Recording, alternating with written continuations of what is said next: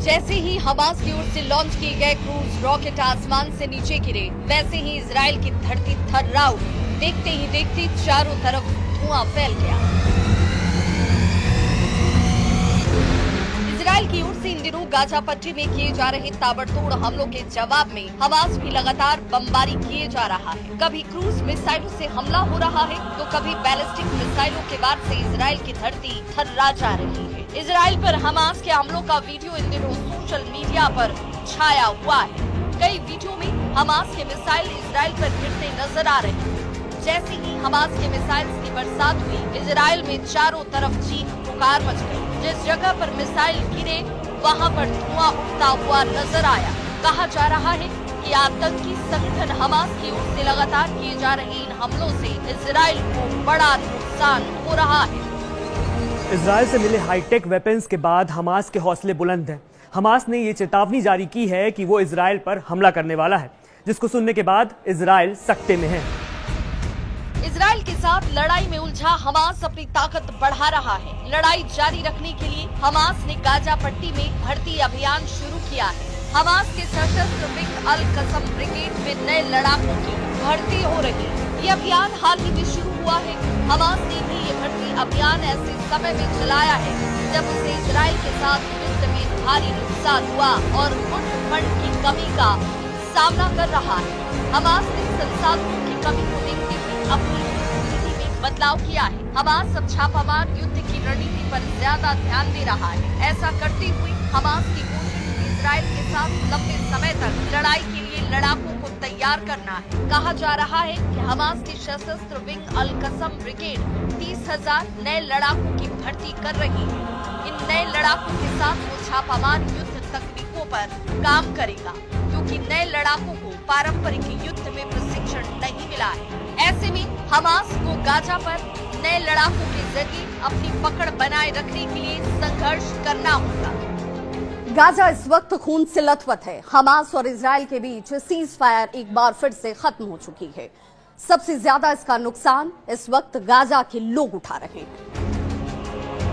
फिलिस्तीनी गुट हमास 2007 से गाजा पट्टी को नियंत्रित कर रहा है। फिलिस्तीनी चुनाव जीतने और प्रतिद्वंदियों को हिंसक तरीके से हटाने के बाद हमास ने 2007 में गाजा पट्टी के एक हिस्से पर नियंत्रण कर लिया था। हमास ने अक्टूबर 2007 में इजराइल पर एक बड़ा हमला किया था। इस हमले के बाद इजराइल की सेना गाजा में बमबारी कर रही है। इस भयावह युद्ध से गाजा में बड़े स्तर पर तबाही हुई।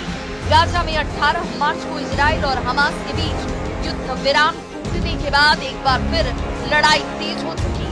मार्च में युद्ध विराम टूटने के बाद से गाजा में 1827 लोगों की मौत हुई और 4,828 घायल हुए। वहीं 7 अक्टूबर को युद्ध शुरू होने के बाद से अब तक गाजा में 51,201 लोगों की जान जा चुकी है। वहीं 1,16,869 लोग घायल हुए हैं। हमास की ओर से अचानक किए गए मिसाइल अटैक से इजराइल में चारों ओर तबाही मची हुई है। हर रोज जान माल का भारी नुकसान हो रहा है और ऐसे में इजराइल भी अब जवाबी हमले की तैयारी में है।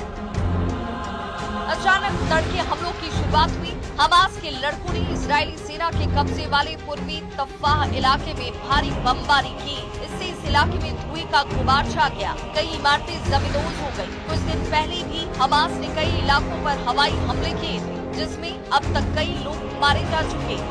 इसमें कई मासूम बच्चे भी शामिल हैं। हमास और इजराइल के बीच मार्च में हुआ 2 महीने का संघर्ष विराम टूट चुका है। इसके बाद हमास पर बंधकों को रिहा न करने का इजराइल ने आरोप लगाया और वापस से हमास पर हमले तेज कर दिए। इन हमलों में गाजा की 80% आबादी अपने घरों से विस्थापित हो चुकी है। हजारों लोग टेंटों में रहने को मजबूर हैं। गाजा के स्वास्थ्य मंत्रालय ने कहा है कि अक्टूबर 2023 से लेकर अब तक गाजा में लगभग 50,000 से अधिक लोग हमले में मारे जा चुके हैं। इस लिस्ट में सबसे ज्यादा बच्चे और महिलाएं शामिल हैं।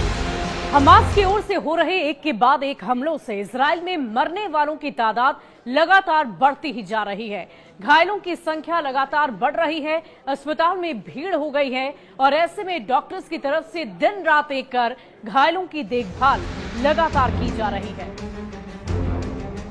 इजराइल ने हमास पर उनकी शर्तों को न मानने का इल्जाम लगाते हुए भारी बमबारी शुरू कर दी है। जिसमें पिछले 2 दिनों में सैकड़ों लोग मारे जा चुके।